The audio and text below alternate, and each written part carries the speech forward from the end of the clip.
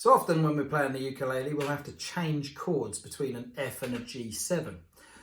We play our F chord with our second finger on the second fret of the fourth string, the top one. It might be green, or you might have one of my green dots on the second fret there. Just put the second finger there. The first finger will go on the E string or the second string, first fret. Or it might be a yellow string, or you might have one of my yellow dots. So those two fingers get there. For the F, when you play G7, that first finger is common to both chords. So we're going to leave that finger pressed. We're not going to move it. We're just going to pivot our wrist, pivot our hand and turn so that finger stays still. You see me there swinging my wrist around and I'm pivoting on that finger. So as I'm playing an F, what I'll do is I'll turn my wrist, I'll pivot and I'll bring my second finger from the green dot there on that top string. I'll bring it down a string, so it's now on the C string or the third string.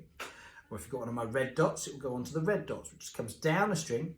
And as you do that, it will turn your hand and give you space to get your third finger underneath. And that third finger can then go on that second fret on the first string, there on the A string. So you pivot the fingers, pivot between, as you turn that wrist, you leave that first finger pressed and you pivot between the F and the G7 chords.